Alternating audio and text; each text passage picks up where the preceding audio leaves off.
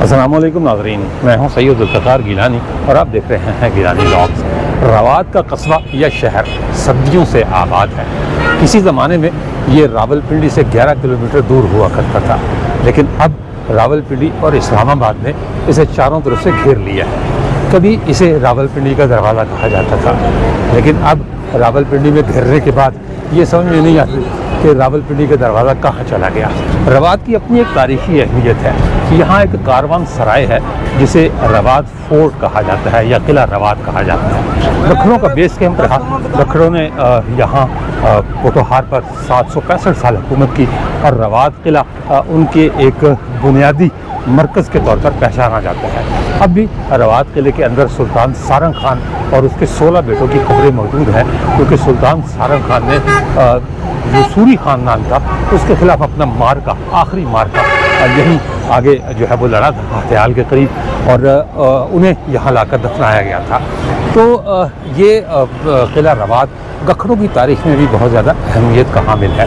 दूसरी अहमियत इसकी ये है कि यहाँ से कल्लर सैयदा को सड़क निकलती है। अगर आप रावलपिंडी की तरफ से आएँ तो उल्टे हाथ पर मुड़ना पड़ता है, और अगर आप लाहौर की तरफ से आएँ तो रवात से यू टर्न लेकर आपको वापस जाना पड़ता है कल्लर सैयदा के लिए। मैं आज आपको रवात फोर्ट दिखाने नहीं लाया, ना मैं आपको कल्लर सैयदा लेके जा रहा हूँ, बल्कि एक सड़क दिखाने के लिए लाया हूँ जो बहुत ही छुपी हुई सड़क है। यहाँ से 19 किलोमीटर के फासले पर रवात कल्लर सैयदा रोड पर एक और छोटा सा कस्बा है जिसका नाम है चौक पिंडोरी।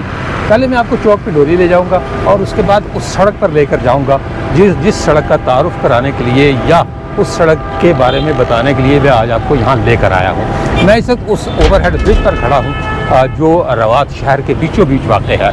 ये इस तरफ इस्लामाबाद रावलपिंडी, मैंने जैसे बताया आपको कि ये कभी रावलपिंडी का दरवाज़ा हुआ करता था, लेकिन अब ये दरवाज़ा घरों के बीच में आ गया है। ये इस साइड पर कल्लर सैयदा है और इसी साइड मुझे जाना है, मैं आपको साथ लेकर चलता हूँ। ये रवात का शहर है सारा, ये इधर फैला हुआ, और अब तो ये खासा वसी और अरीज़ शहर है। यहाँ कुछ और निशानियाँ भी हैं। मैं अपने रवात फोर्ट के बिलाग में वो निशानियाँ आपको दिखा भी चुका हूँ। एक तालाब है, 2 कुएँ हैं छोटे छोटे, और ये जिस सब मेरा अब कैमरा है ये लाहौर है। यहाँ जो लाहौर की ट्रैफिक आ रही है, यानी अगर आपने कल्लर सैयदा या उस सड़क पर जाना है जिस सड़क पर मैं आपको लेकर जा रहा हूँ, तो आपको इस तरफ से आना है, ये पुल क्रॉस करना है, आगे यू टर्न है और फिर यू टर्न लेकर फिर आपको वापस आना है। और कल्लर सैयदा ये इधर जो है वो कल्लर सैयदा वाली सड़क है। मैं इस सड़क पर जाऊँगा और आपको फिर आगे चलकर चौक पिंडोरी से जब मैं उस सड़क पर उतरूँगा यानी चढ़ूँगा, जो सड़क मैं आपको दिखाना चाहता हूँ, तो फिर मैं आपसे उस सड़क का तारुफ भी कराऊँगा और बताऊँगा भी कि मैं आपको यहाँ क्यों लेकर आया हूँ और क्या दिखाना चाह रहा हूँ। धूप है, गर्मी है, लेकिन इंशाअल्लाह ताला मेरा ख्याल है कि हमारा ये आज का जो दिन है, सफ़र है, ये अच्छा गुजरेगा। कुछ तारीख़ और कुछ जोग्राफिया, ये दोनों हमारे मौज़ूआत हैं। मैंने पिछले दिनों ओगाहून डैम का एक व्लॉग किया, तो मेरे एक व्यूवर ने मुझसे पूछा कि जी यहाँ कोई तारीख़ नहीं है तो आप यहाँ क्या करने आए हैं या आपने यहाँ का व्लॉग क्यों किया है। वैसे तो मैंने उन्हें कमेंट में जवाब दिया है, लेकिन मैं यहाँ भी अपने इस व्लॉग में भी बता दूँ कि तारीख़ और जोग्राफिया दोनों बहन भाई हैं। अगर कल का जोग्राफिया आज की तारीख़ है तो ये जहन में रखें कि आज का जोग्राफिया आने वाले कल की तारीख़ है, तो इसलिए जोग्राफिया को तारीख़ से आप अलग नहीं कर सकते। तो ये सड़क बेशक आज का जोग्राफिया है, रवात आज का जोग्राफिया है, लेकिन रवात कल आने वाले कल की तारीख़ भी है। तो आज की जो सड़क है वो भी एक तरह का जोग्राफिया है, लेकिन चूँकि वो तारीख़ है आने वाले कल की, इसलिए मैं उसका व्लॉग करने जा रहा हूँ। तो आइए आपको जो है वो पहले ले चलता हूँ मैं कल्लर सैयदा रोड पर, और फिर उस सड़क पर चलेंगे और उस सड़क का मुकम्मल तारुफ मैं वहीं पहुँचकर आपसे कराता हूँ। अपने नाज़रीन को एक खुसूसी पैगाम देना चाहता हूँ। व्लॉगिंग के इस तवील सफ़र में मैंने बहुत सी मुश्किलात का सामना किया, तवील सफ़र किए और हालात की सख्तियाँ बर्दाश्त की, लेकिन मैंने कभी भी अपने नाज़रीन से किसी किस्म का ताउन नहीं मांगा। लेकिन अब व्लॉगिंग एक मुश्किल शौक़ कह लें, पेशा कह लें या शोबा कह लें बन चुकी है। मेरे वसाइल कम पड़ रहे हैं इस व्लॉगिंग को पूरा करने के लिए, लिहाजा मैं अपने तमाम नाज़रीन से दरख्वास्त करता हूं कि वो मुझे फाइनेंशियली सपोर्ट करें। मैं इस वीडियो की डिस्क्रिप्शन में और इसके पहले कमेंट में अपने अकाउंट नंबर्स दे रहा हूं। जो मेरे बैरून मुल्क नाज़रीन हैं उनके लिए मैंने बैंक अल-फलाह और स्टैंडर्ड चार्टर्ड बैंक के 2 अकाउंट नंबर दिए हैं। वो अब अगर मेरी माली एआनत करें तो मैं इस सफ़र को मज़ीद जारी रखना चाहता हूँ आपकी दुआओं से और अल्लाह ताला के फजल व करम से। इसके अलावा जो पाकिस्तान के नाज़रीन हैं उनके लिए मैंने ईजी पैसा का अकाउंट नंबर दिया है ताकि वो जिस हद तक मुमकिन हो सकता है वो मेरी एआनत करें, मेरी मदद करें, मुझसे ताउन करें। अगर किसी ब्रांड की तशहीर का कोई मामला है तो मैं उसके लिए भी तैयार हूँ, स्पॉन्सरशिप के लिए भी तैयार हूँ। और जो लोग ये समझते हैं कि शायद मैं चंदा मांग रहा हूँ उनसे या उनसे कोई ऐसी अपील कर रहा हूँ कि जी मेरे माली हालात बहुत ख़राब हैं, उनसे ये दरख्वास्त है कि वो तबसरों में इसका इजहार ना करें बल्कि मेरे लिए सिर्फ दुआ कर दें कि अल्लाह ताला मेरी मुश्किलात आसान करे, मेरा सफ़र आसान करे। और ये व्लॉगिंग का जो मामला है, जो चीज़ें मैं अपनी नई नस्ल तक पहुँचाना चाहता हूँ, जो विरसे मैं अपने लोगों को दिखाना चाहता हूँ, ये सफ़र मेरा उसी तरह जारी और सारी रहे। हाँ, अगर आप इसमें हिस्सा डालेंगे तो मेरे लिए कुछ आसानियाँ पैदा होंगी। बहुत शुक्रिया आपका। लेकिन जी मैं उस सड़क पर पहुँच गया हूँ जिस सड़क का मैंने आपसे वादा किया था। रवात से 19 किलोमीटर के फासले पर चौक पिंडोरी है। आपने पहला चौराहा छोड़ देना है, वो पिंडोरी बस स्टॉप का चौराहा है, और दूसरा सड़क उल्टे हाथ को मुड़ रही है, आपने उस सड़क पर मुड़ना है। और इस सड़क का नाम जो सरकारी तौर पर या नेट पर जो दस्तयाब है वो है कोहसार टूरिज़म हाईवे। लेकिन मामला ये है कि ये सड़क बननी थी, 123 किलोमीटर तवील सड़क बननी थी और इसने मरीज़ को छूते हुए मुज़फ़्फ़राबाद जाना था, जो मंसूबा था। और ये प्लान था कि 2 साल में इस सड़क में मुकम्मल होना है। 24 फुट चौड़ी सड़क बनाई जानी थी और इस पर मोटल्स बनने थे, रेस्टोरेंट्स बनने थे, हाई राइज बिल्डिंग्स बननी थी और होटल्स बनने थे ताकि लोग रह सकें, जा सकें। इस सड़क का जो बुनियादी मकसद था वो ये था कि जो लाहौर या अंदरूनी मुल्क से सयाह मरी जाना चाहते हैं वो रावलपिंडी और इस्लामाबाद में दाखिल ना हों।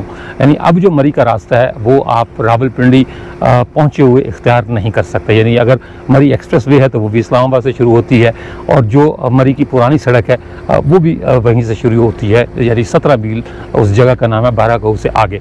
तो लोगों को परेशानी का सामना करना पड़ता था, रावलपिंडी का रश और उसके बाद फिर इस्लामाबाद की तवालत।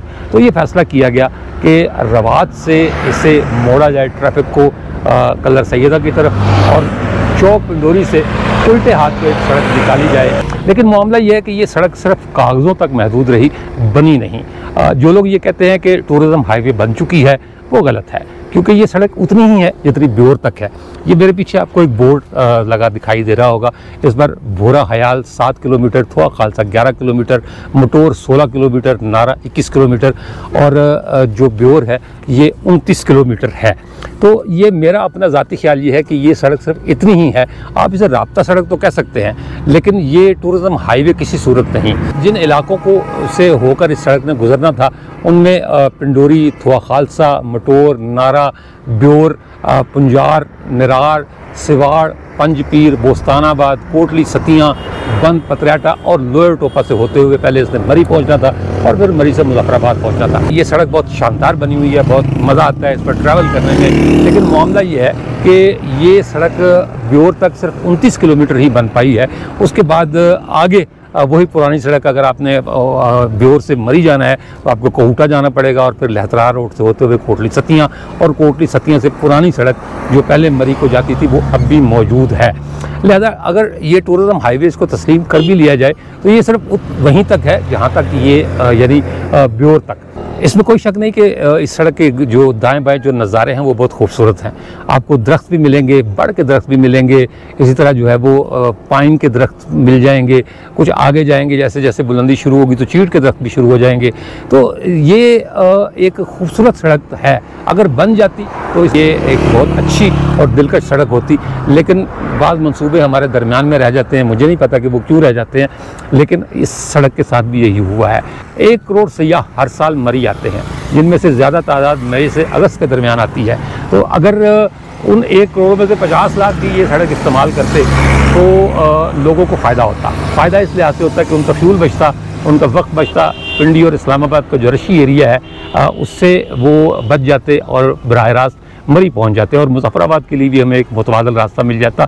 मरी के तो खैर 2 रास्ते हो गए, एक मरी एक्सप्रेसवे और जो पुरानी सड़क है मरी की, वो भी काबिल इस्तेमाल है, लोग जाते हैं क्योंकि वहाँ देहात आबाद हैं और वो पुरानी सड़क को छोड़ नहीं सकते।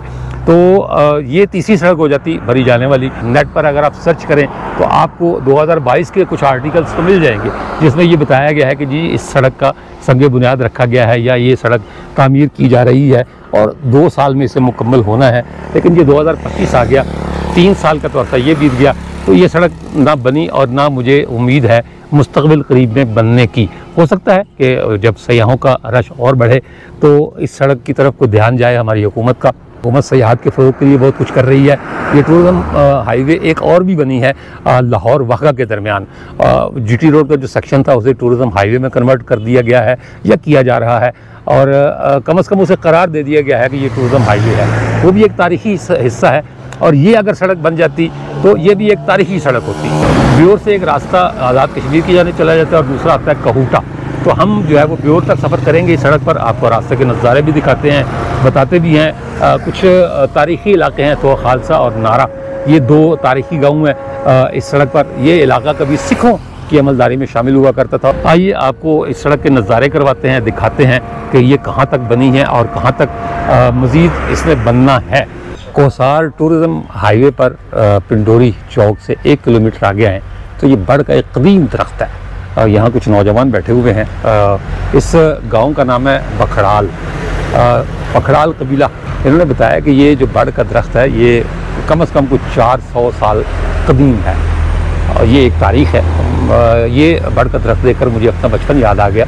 हमारे देहात में आमतौर पर इस तरह के बड़ के दरख्त अब भी मौजूद हैं, लेकिन हमारे ज़माने में इन बड़ के दरख्तों को एक नेमत समझा जाता था।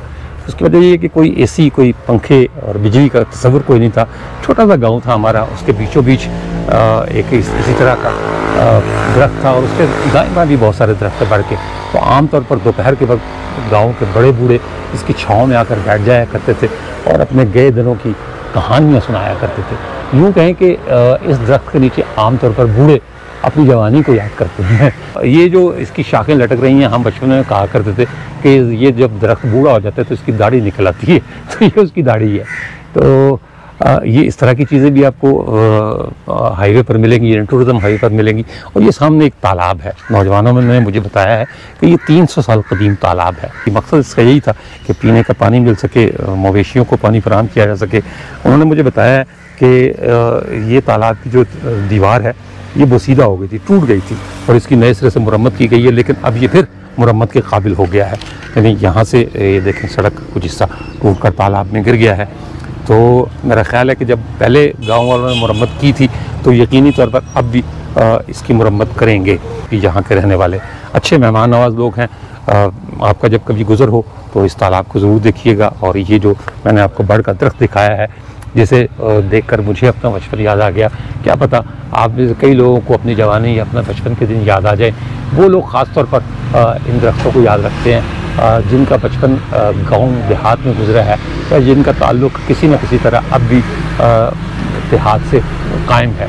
ये वो रिश्ते हैं जो टूटते नहीं। मैं अक्सर एक बात कहता होता हूँ कि मैं अपने पेंडू होने पर फ़ख्र करता हूँ, फ़ख्र महसूस करता हूँ कि मैं पेंडू हूँ। आज के शहरों में लोगों को एक दूसरे की फ़िक्र नहीं होती, लेकिन देहात में कम से कम एक दूसरे की परेशानियों में लोग शरीक होते हैं। खुशी में तो खैर सारी शरीक होती है दुनिया, लेकिन परेशानियों में कम कम लोग हैं जो साथ देते हैं। तो इस तरह के दरख्त देखकर बेख्तियार वो दिन याद आते हैं जो बीत गए और लौट कर नहीं आएंगे। सच कहा है कि वक्त जो गुजर जाए वो लौटता नहीं। टूरिज़म हाईवे के साथ सफ़र करें तो बाज़ इलाके ऐसे हैं जिन्हें देखकर गुजरी हुई तल्ख यादें और बातें जहन में आ जाती हैं। मैं इस वक्त पहुँचा हूँ थुआ खालसा। ये सामने थुआ का बोर्ड लगा हुआ है, इस पर तो खालसा नहीं लिखा हुआ, लेकिन सामने वो जो एक RHC थुआ खालसा कैप्टन नजम रियाज राजा शहीद, उसके बोर्ड पर थुआ खालसा पूरा लिखा हुआ है। ये गांव सिखों का गांव था, अक्सरियत सिखों की थी।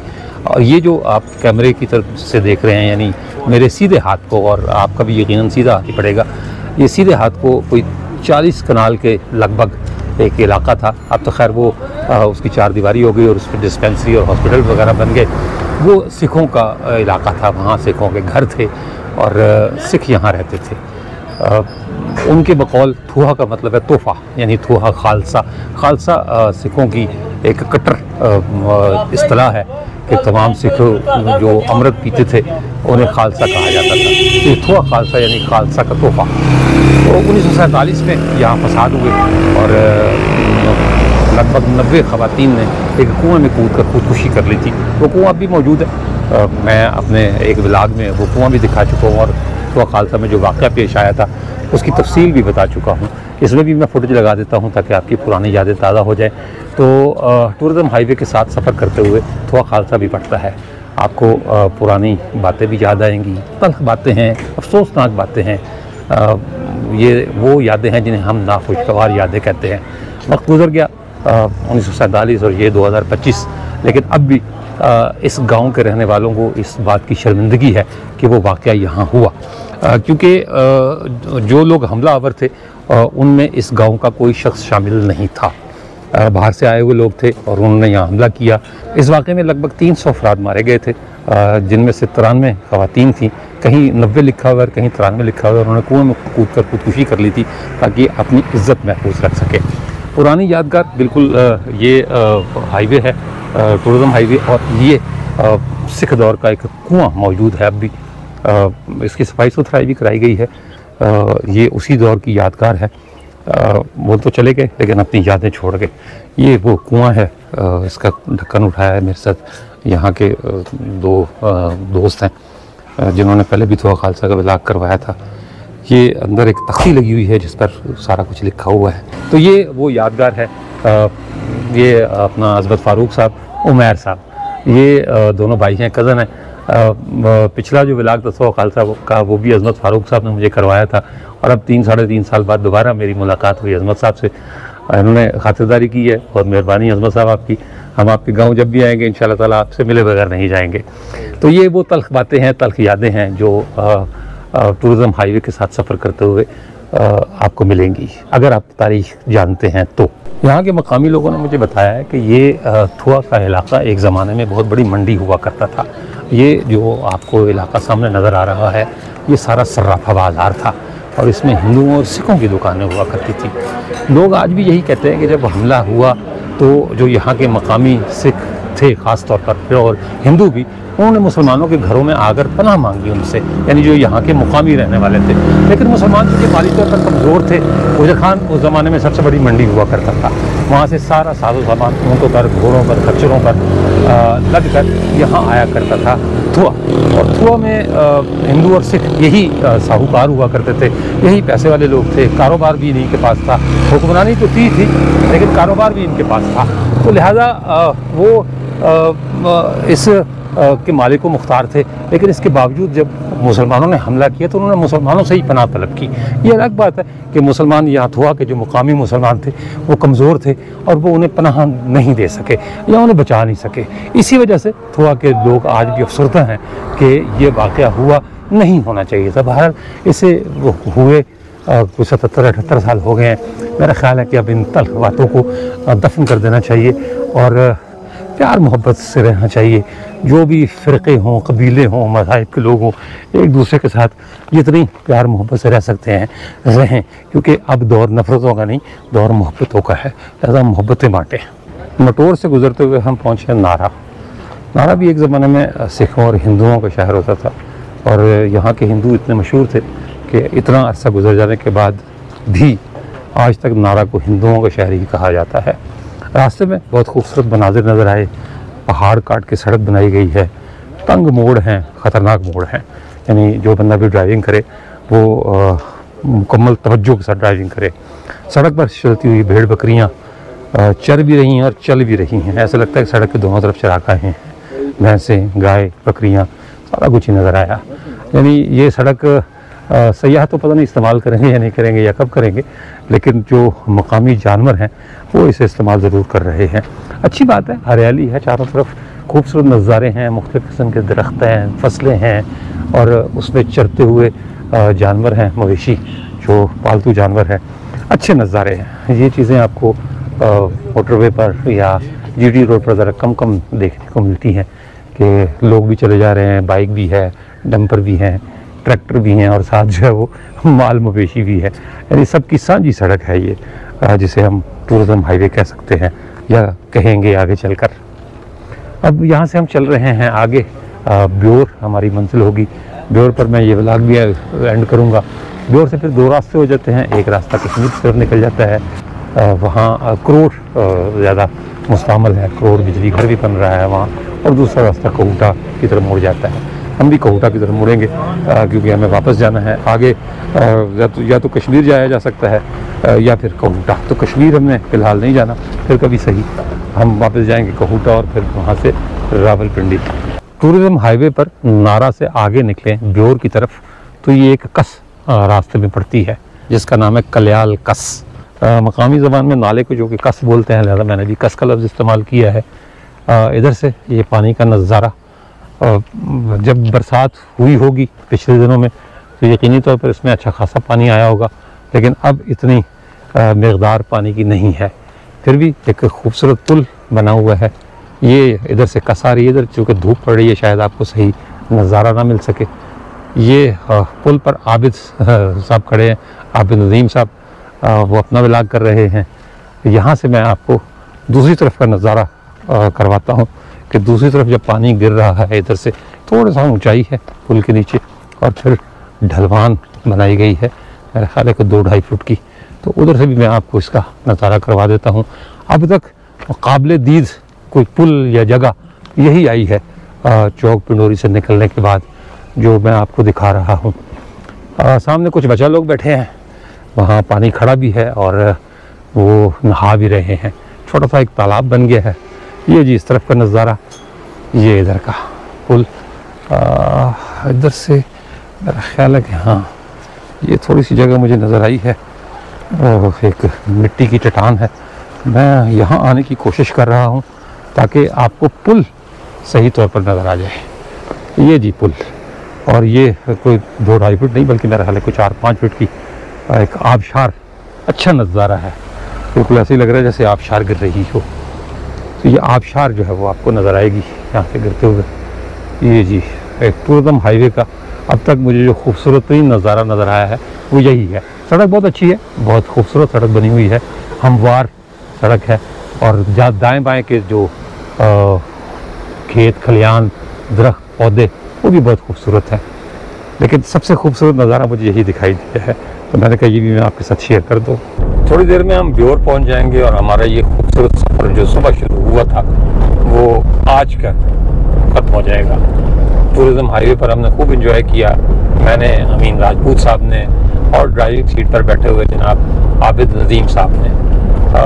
रवात फोर्ट से हमने शुरू किया, पहले हमने रवात फोर्ट को कवर किया, अब वहाँ हमने ड्रोन उड़ाया, तस्वीरें बनाई, आबिद साहब ने व्लॉग किया, सुल्तान सारंग खान की खबर पर हाज़िरी दी और मस्जिद देखी, और उसके बाद फिर हम टूरिज़म हाईवे पर रवाना हुए और अब ये सफ़र भी अपने इख्तिताम को पहुँच रहे हैं। 30 किलोमीटर का सफ़र बातें करते हुए पता ही नहीं चला कि हमने पूरा दिन गुजार दिया। शाम के साए ढलने को आ गए हैं और अब हम कुछ जगह देख रहे हैं जहाँ हमने बैठकर चाय पीनी है, क्योंकि टूरिज़म हाईवे पर तो हमें कोई ऐसी जगह नहीं मिली। अब देखते हैं कि कहाँ हम जा सकते हैं। आबिद साहब आपका भी बहुत शुक्रिया और अमीन साहब आपका भी बहुत शुक्रिया। खुश रहें, सलामत रहें। 29-30 किलोमीटर के सफ़र के बाद हम पहुँचे हैं ब्योर, और ये वो जगह है जहाँ ये टूरिज़म हाईवे असूली तौर पर ख़त्म हो जाती है। लोग अब भी इसे पिंडी कहूटा रोड कहते हैं। तो खालसा में भी मैंने लिखा हुआ देखा, लोगों की ज़बानी भी सुना, नारा में भी, बटोर में भी, तमाम लोग इसे पिंडी कहूटा रोड के नाम से पुकारते हैं। कोई भी इसे टूरिज़म हाईवे नहीं कहता। अगर ये सड़क बन जाती तो ये एक खूबसूरत सड़क होती। हर तरह की चीज़ यहाँ दस्तयाब है, और अगर नहीं है तो वो चीज़ें नहीं हैं जो टूरिज़म हाईवे के लिए ज़रूरी हैं। मसलन हमें रास्ते में कोई ऐसा रेस्टोरेंट नज़र नहीं आया जहाँ आप रुक के चाय पी सकें, कोई ऐसा जगह नहीं मिली। कोई अच्छा ढाबा ही होता बेशक, वहाँ आदमी रुक के कुछ खा पी ले, कोई रेस्ट एरिया नहीं मिला, कोई मोटल नहीं मिला। होगा मंसूबा, मैं इस बात से इनकार नहीं करता, ये सारे मंसूबे बने होंगे, लेकिन उन पर अमल दरामद नहीं हो सका। इसलिए मैं इसे कम से कम टूरिज़म हाईवे नहीं कहता। ये एक राब्ता सड़क है। मैंने अपने इंट्रो में भी कहा था कि ये इस इलाके के लिए एक अच्छी काबिश है। जिस किसी ने भी बनवाया है इसे, सड़क बहुत अच्छी है, हमवार, स्मूथ, आपको पता भी नहीं चलता ड्राइव करते हुए कि आप मोटरवे पर जा रहे हैं या एक राब्ता सड़क पर जा रहे हैं। मेरे पीछे ब्योर का बोर्ड लगा हुआ है, यहाँ से 2 सड़कें हो जाती हैं, एक आज़ाद कश्मीर को चली जाती है, हुलार मेरा ख्याल नाम है उसका, और दरियाए झेलम के किनारे करोड़ बिजली घर बन रहा है, ये उस तरफ चली जाती है और फिर आगे कोटली और संसा की तरफ निकल जाती है और दूसरी सड़क वापस मुड़ के कहूटा चली जाती है। तो हमारा सफ़र भी यहीं तक था। ये टी जो बनी हुई है, यानी 2 सड़कें जो बनी हुई हैं, ये भी मैंने आपको दिखा दी और ये भी बता दिया कि दाएं हाथ वाली सड़क आज़ाद कश्मीर और बाएं हाथ वाली सड़क कहूटा जाती है। तो हमारा जो कोहसार टूरिज़म हाईवे का सफ़र तमाम हुआ, लेकिन आखिर पर मैं यही कहूँगा कि ये सड़क उन लोगों के लिए बहुत अच्छी है जो इन इलाकों में रहते हैं। पब्लिक ट्रांसपोर्ट कम है, कम गाड़ियाँ दिखाई दी, और जिन गाड़ियों को मैं सयाहों की गाड़ी कह सकता वो तो मुझे एक भी नज़र नहीं आई, ना आते हुए ना जाते हुए। कुछ रिक्शे नज़र आए, कुछ डंपर नज़र आए, ट्रैक्टर नज़र आए, सड़क पर चलते हुए और चलते हुए मवेशी, भेड़ बकरियाँ, हत्ता कि बतखें भी नज़र आईं जो इस पर चहलकदमी कर रही थी। तो अगर ये मंसूबा दरमियान में रुक गया है तो मैं यही कहूँगा कि इस मंसूबे को मुकम्मल होना चाहिए, और अगर ये मंसूबा ख़त्म हो गया है तो ये दुख की बात है कि एक इतनी अच्छी सड़क हमने ज़ाया कर दी। इसके साथ ही इजाज़त दीजिए, इंशाअल्लाह ताला अगले व्लॉग में दोबारा मुलाकात होगी। तब तक के लिए अल्लाह हाफ़िज़।